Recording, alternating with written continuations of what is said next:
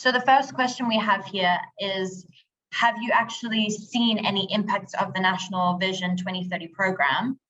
Is it having an impact within your organizations or in general? I know you have all actually touched on this a little bit, but if you could expand on this a little bit further, that'd be great.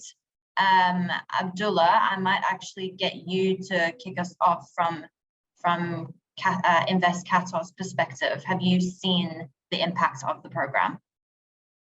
Sure. So I would say this national vision has made our job much easier.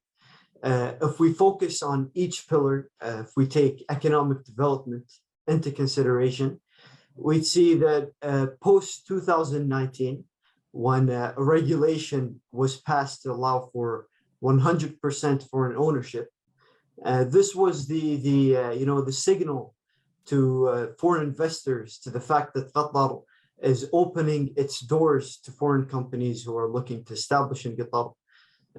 PPP projects have been made available for foreign investors to bid and to potentially be awarded. We can now see that real estate ownership is feasible in Qatar. And if we analyze the organic reaction to allowing foreign companies to establish in Qatar, and taking Microsoft as a case study, Microsoft, they recently established a data center in Qatar, and they aim to employ 35,000 people in this data center. So you see, 35,000 people are going to come to Qatar. These 35,000 people have to pay rent. These 35,000 people have to buy everyday stuff such as foods, detergents, and so on and so forth. The point here is that more cash will be circulated, and this acts as a boost to the economy. If we look at the second pillar, social development, there's a various amount of narratives that were floating around, especially with regards to women empowerment within Qatar and some criticism within that. But we'd actually take the opposing view by looking at the efforts and steps that Qatar made to ensure women empowerment. You see, as a result, today in Qatar, 30% of the decision-making roles within the country are occupied by women. There's a 59% female labor participation rate, which is above the global average, and it's first in the Arab world.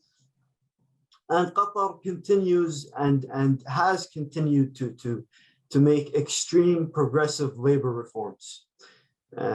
And this acts as I would say, a branding image. In any organization or country, your CSR is what determines how people either accept or reject you. And within this pillar itself, it has loosened foreign investors and coming to Qatar and choosing Qatar as their investment destination. If we look at human development, for any company that is relocating, what's crucially important for them is accessing a thick talent pool. And with the likes of Education City being home to various universities, including Georgetown, Northwestern, CMU, they have graduated thousands and thousands of students. We work very closely with Qatar University or Qatar Foundation universities by onboarding either interns or fresh grads into foreign established companies within Qatar. If we also refer back to our initial case study, Microsoft, they also established their digital center of excellence in cooperation with the Ministry of Communication and Information Technology. And they aim to train, I think, roughly around 1,500 people per year. And this also supplements the efforts that Qatar has done in terms of human development. With regards to the last pillar, environmental development, we see various new initiatives taking place, some that have been completed. We see smart cities that have really put Qatar on the map and they have attracted tech solutions companies. I would also mention that Kahrama has really cooperated in the electric vehicle ecosystem through their Tarshid program. And Qatar as a country has made various steps in electrifying the public transport, especially ramping up to the World Cup. A huge portion of the buses that are going to be accessible during the World Cup will in fact be electrified.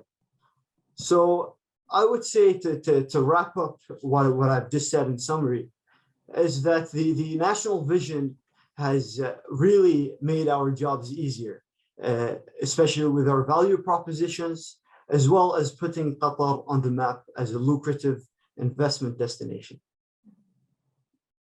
Fantastic. I will ask Hamad, Fahad, do you guys have any further comments? I mean, I think Abdullah did a great job of kind of summarizing all the ongoing initiatives and infrastructure that is being built around this, and kind of, yeah, do you have any further comments to add? I think nothing from my side. From my side, basically, this is basically a strong role and a requirement of financing. So considering this factor, on behalf of financial institution, I would obviously advise all these new entrants, all those new ideas as well, so that our doors are open for them and we can support them as much as possible.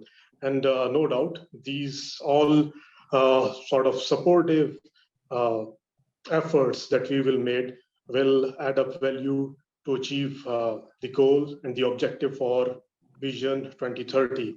So this is something that we can do from our side, and considering the factor and the initiative of our government, we are very much positive that each and every initiative and each and every event till 2030 will give a clear picture of Qatar to the globe, that how we are expanding and how we can achieve best of the best. Thank you from my side. Thank you. Paulina, did you have anything to add? Because I know you mentioned a few examples in your section where you spoke about, well, we can see that Qatar is expanding its economic portfolio, and, you know, moving not away from, but being more than just oil and gas. Do you have any comments on the initiative and the program kind of impacting from a company formation perspective? Yes, of course. I mean, of course, we are talking about Qatar National Vision 2030. However, you can observe that difference and that significant development and change as we speak, actually. And what I wanted to add is that, for example, in hospitality and tourism, I mean, I believe that next year we expect 5.6 million tourists coming to Qatar, not only as a consequence of FIFA World Cup, but in general, because of that sector is booming, actually. So we do realize that this is something very interesting for our clients, and we have a couple of them wanting and willing to incorporate their companies right here in Qatar in order to be prepared, not only for this year, but also for coming years as well. If we are talking about education and research, I believe that Qatar aiming to develop economy based on that knowledge and expertise with regards to different sectors is gonna spend over $1.4 billion only in order to do that kind of a research and R&D. If we are talking about sports and culture, apart from FIFA World Cup, Asian Games coming up, cultural events, sport accelerator as a pioneer, actually, it's very has a very significant impact on that.